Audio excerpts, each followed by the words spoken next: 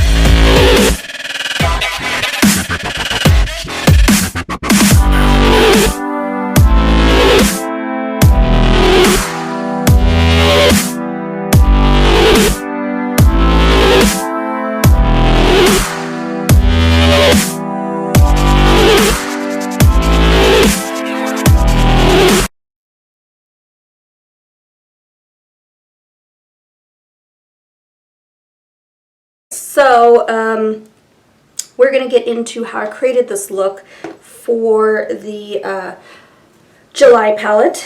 So let's go ahead and get into how I created this entire eye look, and we'll talk about how I feel about it. Alright, so this one wasn't as bad as when I opened it, I was like, really? Of course it doesn't have its brow bone shade, which I'm like, So I have to pull out my trusty April palette because it has an excellent brow bone shade, which is called Neutral, and it's that really bright kind of like cream bone color. I like it to really lift the brow bone. Does it need 2 transition colors? It worked, so I'm not griping about that. I like the fact that Fun Gal is right in the middle between Proud and Honest. Proud was pretty deep in brown. I kind of wish it was a cranberry red, but again, that's probably found in, I have all my palettes here. I just have them all over the place right now. In the Garnet shade, not really any cranberry shades, so I feel like this one was redder than the Ruby, and but I like it was deeper than Ruby. So here is Garnet and Ruby side by side. Ruby is just a step, which is weird, darker than the Garnet. I'll put them side by side on my hand. Garnet was like, I don't know if you can see this on camera, but see how Garnet's oranger, Ruby's more red, like pinker, I guess. So that kind of is weird because Garnet is a darker red as a stone. So I'm like, not sure what they were doing there, but Garnet isn't really a Garnet. Ruby is a Ruby, so that's really cool. I loved the Garnet palette. But yeah, I love the fact that there's a sparkly ruby red in there, so that really does tie it together. I felt like it was easy to blend. It worked for what I was going for. It blended out really nice. I did have to pull from the Diamond palette, so other than that, I think it was pretty decent for a palette. I'm curious to see how August is going to look, because that's Peridot, and that's going to be really like bright yellow greens, like a citrate. It's citrate. You know, Peridot is like a very bright green, so I'm curious to see how that one's going to look. I'm excited for Opal. I'm not excited for November, but I'm curious. I can't wait to have all of these palettes and really have a nice little collection, because I like birthstones. So yeah, overall I think the palette did pretty decent. I feel like it did a good job. Now we're gonna rank them, like worst to best, because you know I want to see if my mind has changed. So last month when I got my Pearl palette, I did rank this number 2, and of course Diamond number 1, and my least favorite was Emerald. So I'm gonna say Emerald is growing on me as I use it, and I feel like Amethyst has dropped because I don't really like Amethyst that much. I feel like they could have had an opportunity for a nice, really pretty purple glitter, and I feel like we didn't need 2 different types of purples and 2 transition shades that aren't far apart in like depth. So I feel like they could have done a darker purple for depth in this palette. There is absolutely no depth in this palette, so I can't really create a halo eye without looking sleepy because it's too bright for me. So Amethyst is last. Like I said, Emerald is growing on me, but it's only, I think, moved up in rank 1 spot. As much as I love the layout of the greens, I feel like they're too olive and not emerald. So that's why it hasn't moved up quite enough, because I feel like there is no need for this brown shimmer. I feel like we don't need these 2 greens. Like have not this like olive green, but have like a deeper green, because this one is supposed to be the emerald. I feel like this wasn't green enough. This was like more of like a sage green, and I don't want a sage green, I want an emerald green. So that's why this one still kind of remains second to last. So this one grew on me a little bit when I was playing with it. Alright, Aquamarine is probably going to be my next least favorite. Just because I don't do well with bright blues. I feel like it washes me out a little bit, so it's not quite my favorite. I do absolutely love that glitter shade. I love this shade, but I feel like there needed to be more depth in the palette, but just to make it work for myself. I don't get the warm color, I really don't, so this one's my third least favorite. I would say Ruby is right in the middle, because Ruby has the depth, it has the correct kind of reds, it has that red glitter, but it doesn't have a brow bone shade. It does have a way to create a look, so I feel like the look turned out really nicely. It's not too light, it's actually perfect, it's nice and subtle, but I love that added glitter, and I put it right there in my crease so that I can add a little bit of drama to the look. So Ruby is right in the middle.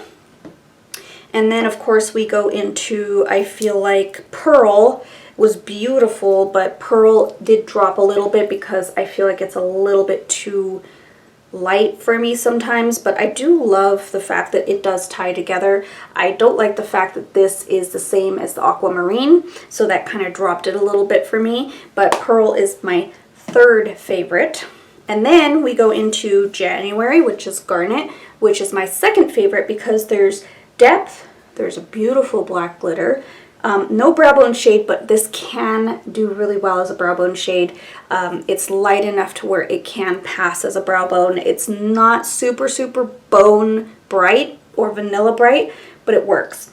And I just do wish this was a smidge darker, but nonetheless this is a very nice garnet theme to it, so my second favorite.